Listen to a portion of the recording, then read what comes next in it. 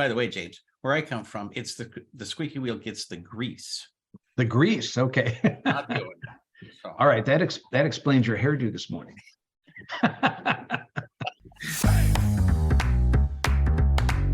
Welcome to the SMB Community Podcast with your hosts, Amy Babinchek, James Kernan, Amy Luby, and Carl Palachuk. Produced by and for the Small Biz Thoughts technology community. We're dedicated to making every IT professional a successful IT professional. Hey MSPs, people are talking about you behind your back. They're regulators and legislators. They're CISA and the states of Texas, North Carolina, Pennsylvania, and Louisiana, and more.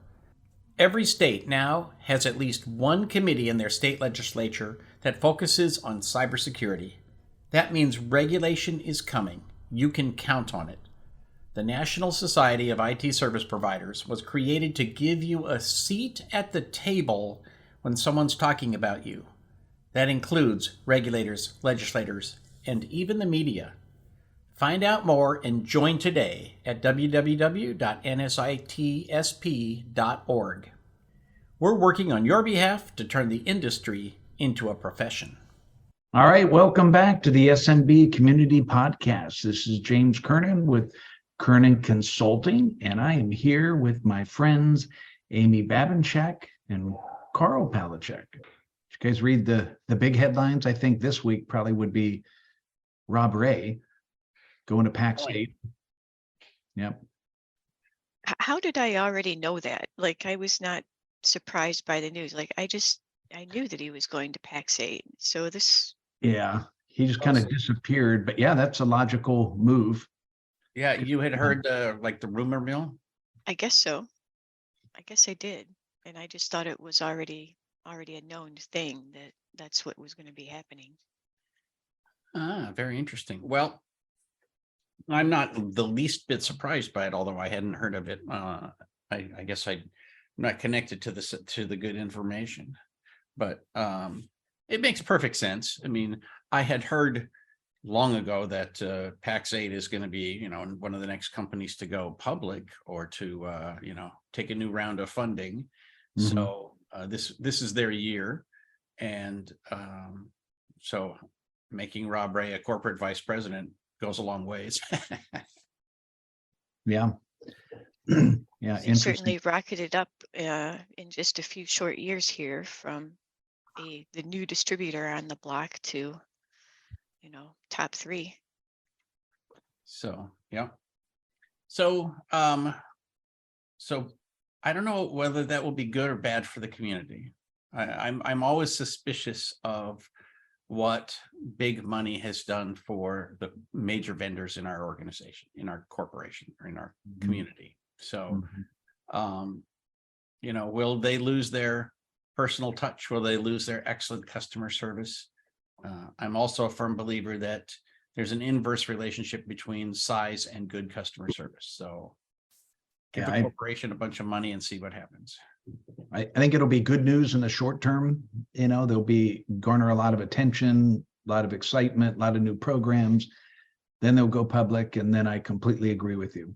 Things, it's just the way the world works.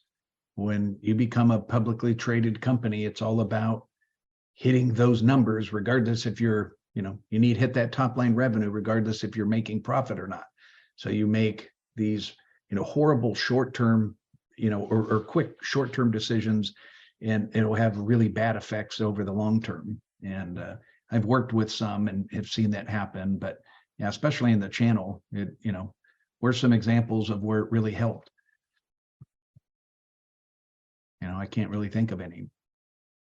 So going public is slightly different than being bought by an investment firm, which has really proven to be negative in our industry. I think we've yet to see a successful implementation of that where everybody comes out pretty happy. Yeah. So. Well, if a firm buys another company so that they can improve it and make it better and invest in research, so forth. That's one thing. That doesn't happen except with very old companies usually. With newer companies, that a lot of the companies in our channel were created specifically with the thought, I will get to X size and then we will take in, another round of funding, or we will go public. Like that was the intention from day one.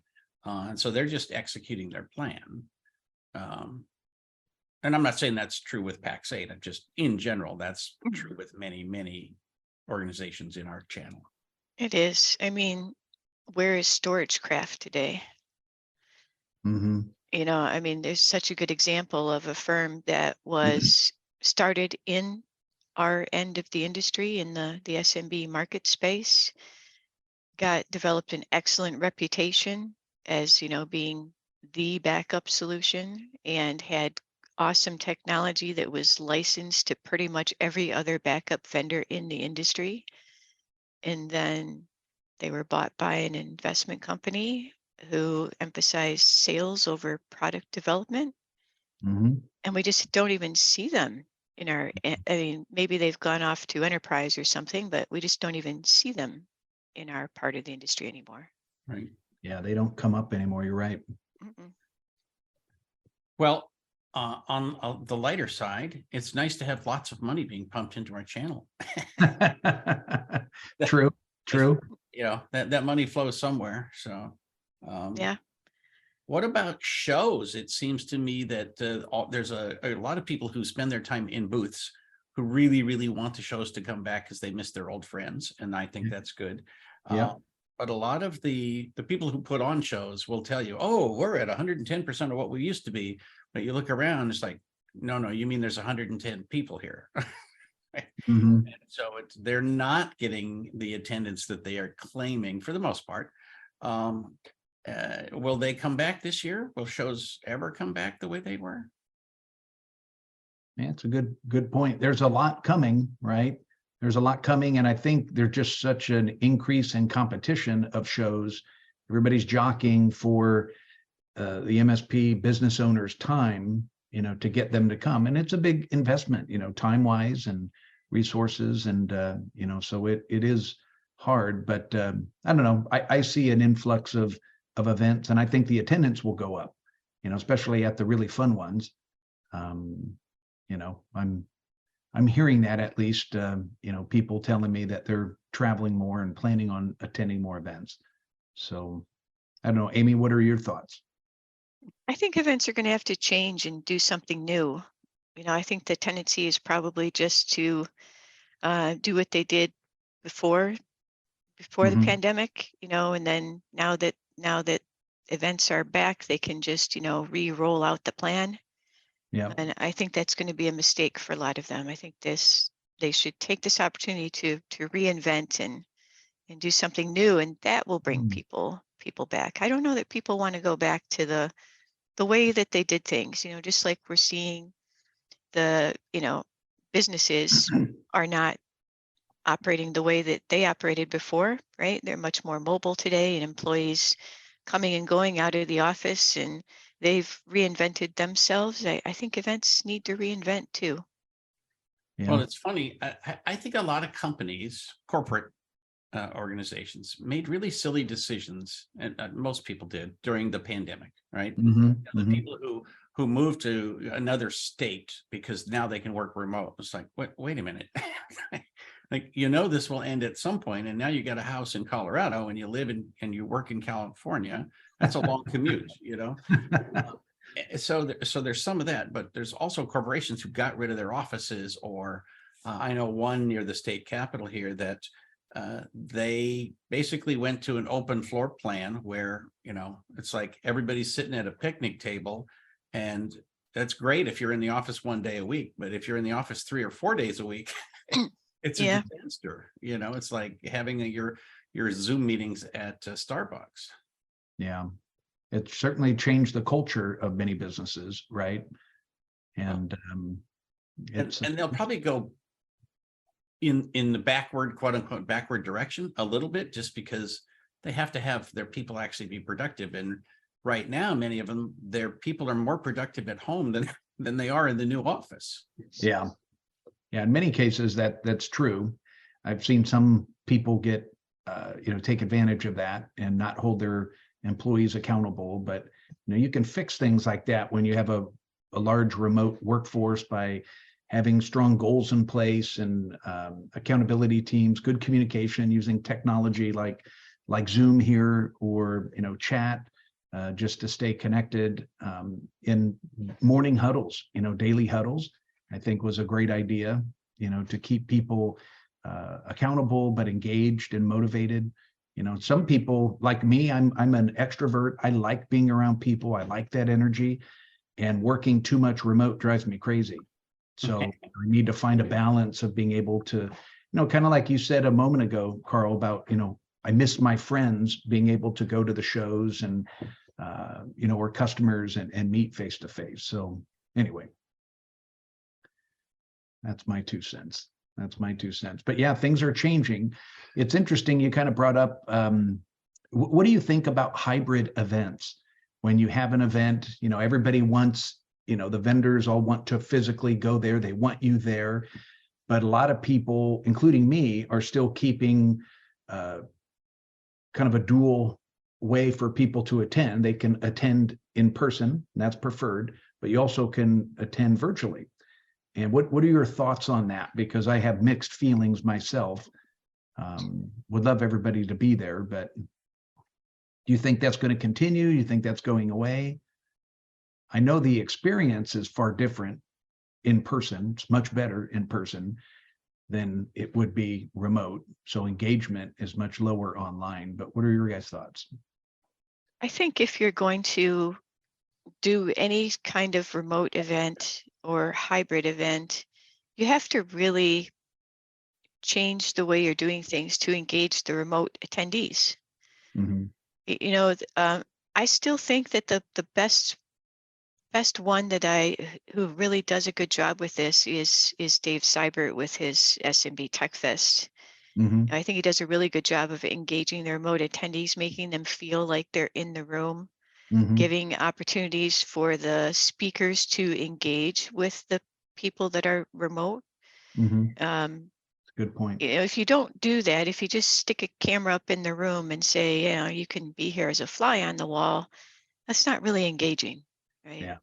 Yeah. I don't think the vendors are going to get any benefit from it, and I think the person watching won't get as much from it either. Yeah, that's a great point. It's a two-way street for sure. Well, Yeah, I think that the people who attend virtually, they've always got it on the second screen. They are literally not paying attention. My guess is that vendors are not getting engagement from those people, and ultimately, if the vendors are not getting engagement, they're not interested. Yeah. They're paying for engagement. They're not paying for people to have it in sort of like a bug in their left ear. Yeah, I think you can be designed in. You just don't see very many events making the effort.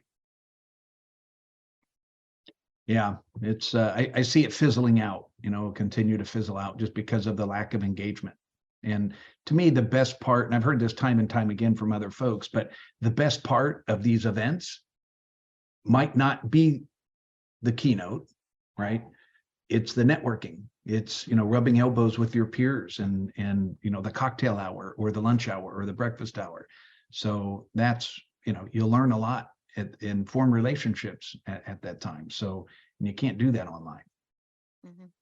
Yep, absolutely true. And, you could have fun and games and do stuff online, but it takes a lot of extra effort to first of all, it's a ridiculous amount of effort to do a live event, especially a multi-day live event. Mm-hmm. And then to add a quality online experience on top of that, I wouldn't say it's twice the money, but it's a massive amount of effort, and you need another team to do that. So people who think you just turn on a camera and flip a switch, they've never put on a live event. Yeah. Well, the pandemic, really flipped everything upside down, and we learned a lot. I still think there's some lessons to be learned. It's interesting, maybe as a byproduct of that, more and more people started working remote, and it seemed like the market got really hard. It was challenging to find good people and keep good people. Salaries kept going up, for all of us in technology. And the business owners that could afford it, just kept paying more and more. And I think employees got away with more and more. There's a lot more flexibility, but kind of back to your point where things are kind of coming back to normal. And now that economic indicators are the economy's kind of changing things. We're seeing big tech companies laying off more and more people. And I think that is going to trickle down into, more of the mid-sized market and small market for MSPs, just because everybody's costs are out of whack. There was a really good, I don't know if any of you are subscribers to Arlen Sorensen's Thoughts from the Farm blog. There's a daily blog he sends out, and I read it early in the morning. And he basically was making the point that people need to, costs are out of whack, basically, and we need to raise our prices, because our labor force, we're paying our people a lot more money. And in some cases, some of the people the MSPs that can't raise their prices or raise them enough to catch up, to these eroding margins, need to lay off some people, and I'm starting to see that in some areas where people are operating in the red and they shouldn't be, and the big companies, it's maybe not, I'm not a huge fan of this where they lay off 10,000 people and it seems like they don't have a heart, but I think they're onto something. The smaller MSPs where maybe we do have bigger hearts, it's harder to let those employees go, right? And sometimes you keep people longer than you should. So I think what kind of my takeaway is, for a business owner perspective, be smart. If your margins are thinner, you need to raise your prices, or you need to, maybe look at your workforce, and do you need to keep everybody? Maybe a layoff is out there. I think it's a great time to recruit as well. And then also from an employee standpoint, the thing I wanted to say is just be careful of what you're asking for, because you're susceptible for you being let go if you're asking for too much. The squeaky wheel doesn't always get the oil in that instance. I remember, I can tell you countless stories about that. But anyway, it's another topic I wanted to bring up today of what I think we're going to face here for the rest of 2023. Well, the wages are coming down from what I've been reading. So, they sort of artificially inflated because it looked like, there was going to be a shortage, but there isn't. So prices of employees are coming down. So yeah, if anybody hired at those inflated rates, those will be the first folks to be let go. Yeah. Today on LinkedIn, they put the little news blurbs on the right-hand column. Right in sequence is latest layoffs, Pinterest, REI, more, right? Big companies that hired too many people during the pandemic and now they're trimming back. And then the very next article is job openings surge to 5-month high. So, so on the one hand, I hear people like thinking that we're heading into a recession because all the news is about layoffs. On the other hand, the job reports, we're creating more jobs than we're filling. Massive. So actually the economy is pretty stable. It's just the news is a bit whack because of these big companies, right sizing. Right. Absolutely. Well, I mentioned in my State of the Nation address that, the end is coming for those people who are overpriced and think that they can ask too much money in this industry because it's unsustainable, right? And so it's just, and that's just the normal thing. Sometimes we underpay, sometimes we overpay, and the pendulum just swings back and forth.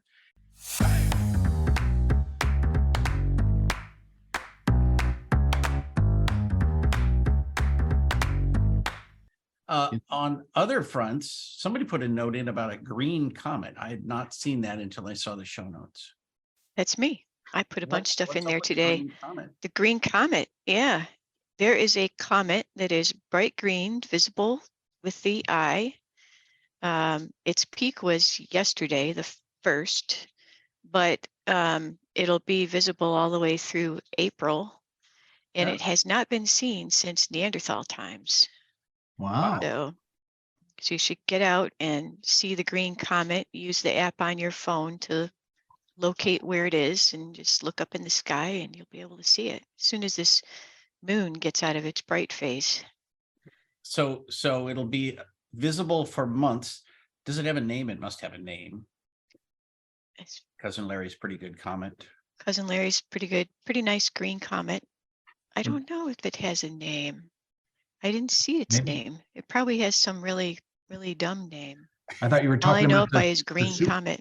the superhero named the Green Lantern. That's what I thought you were talking about. Yeah, maybe this is where the C/2022 E3. That's its name. Wow, The Green Comet. that's pretty dry. Now I got to look that up because I have a stargazing app, but if I put in Green Comet, my guess is it's not going to come up with anything. Yeah, it's a thing. So anyway, that was the, I chase auroras now and then, so this has been coming up in my news feed about the Green Comet. So green, what chemical burns green? Because that's how comets that. It's iron is red. What's green? I haven't seen that in any of the, I haven't seen what that is in any of the news articles about it. But you're right, it's the trailing gases burning off that make the color.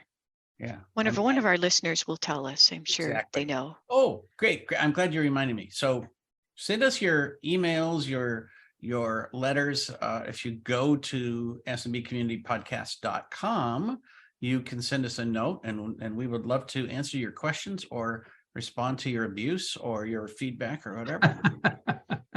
Your abuse, I love it. I'll send James out after you. Yeah. To be honest. Well, as much as I know about chemistry is just enough to keep the hot tub clean. So I'm really good at that, but that's kind of it. So that's pretty cool. I have to go out and check that out later today. Yeah. So the other thing in the news that, I really thought we had talked about ad nauseum and wouldn't need to talk about anymore is the ChatGPT, but the rumor was true. They have a $20 a month plan now. Oh.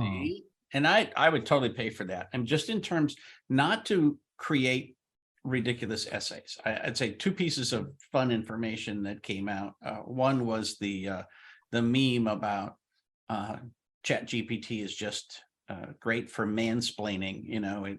It speaks authoritatively on things it doesn't actually know.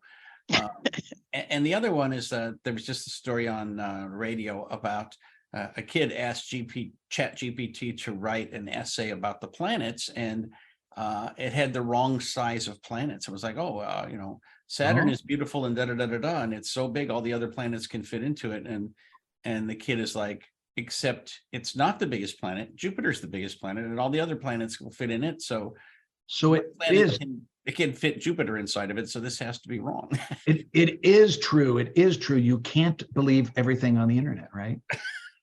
Or it is true that this thing has become sentient and now makes mistakes just like the rest of us. It just got a lot less smart.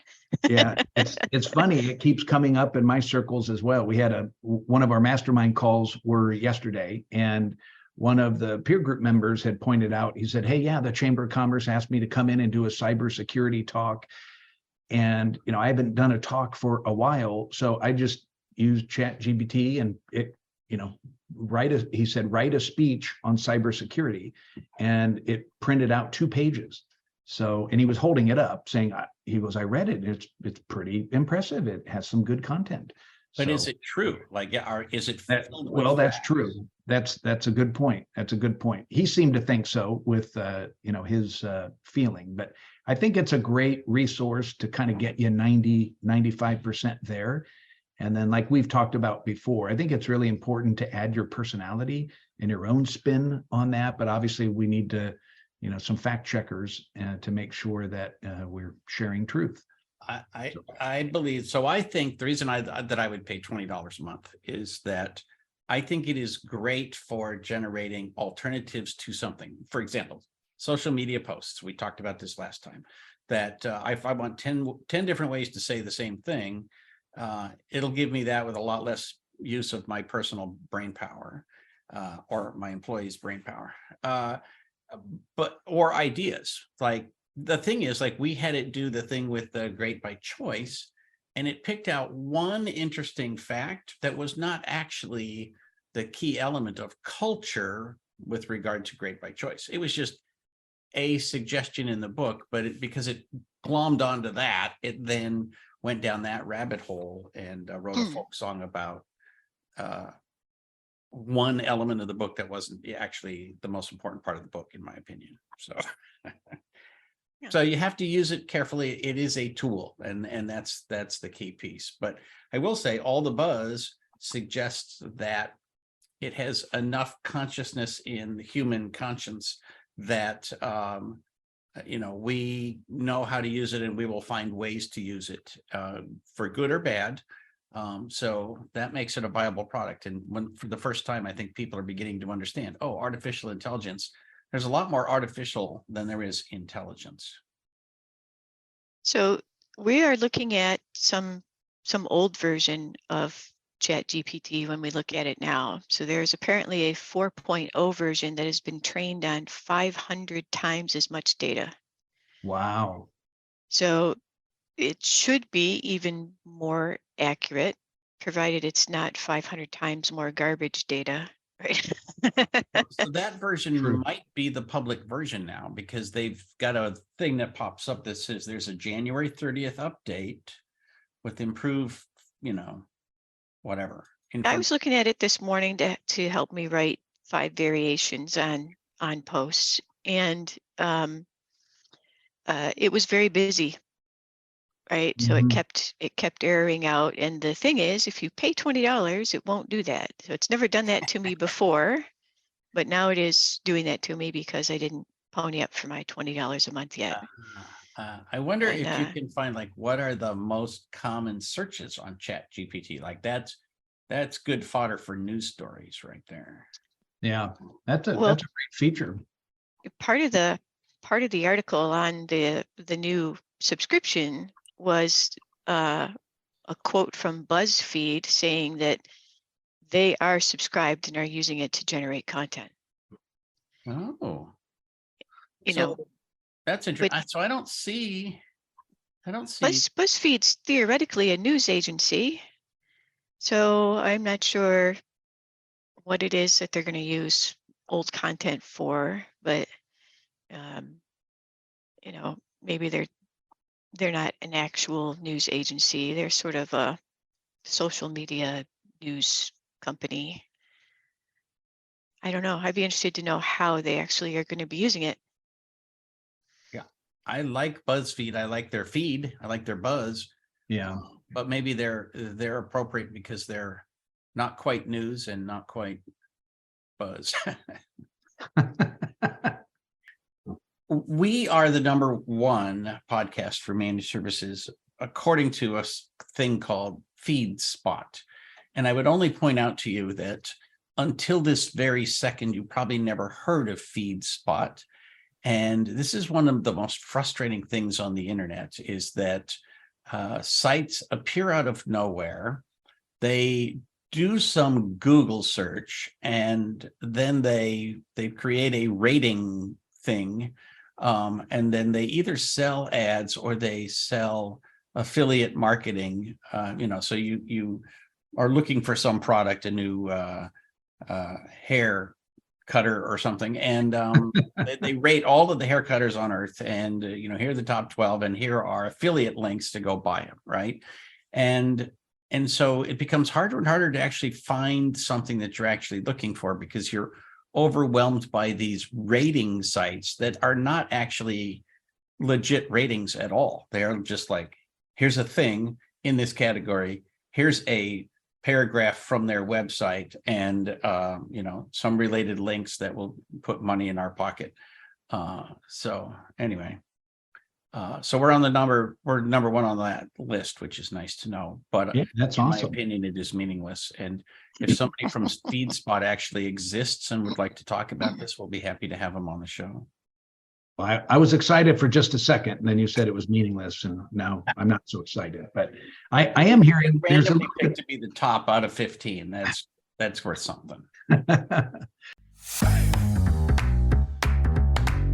Thank you for tuning in to the SMB Community Podcast.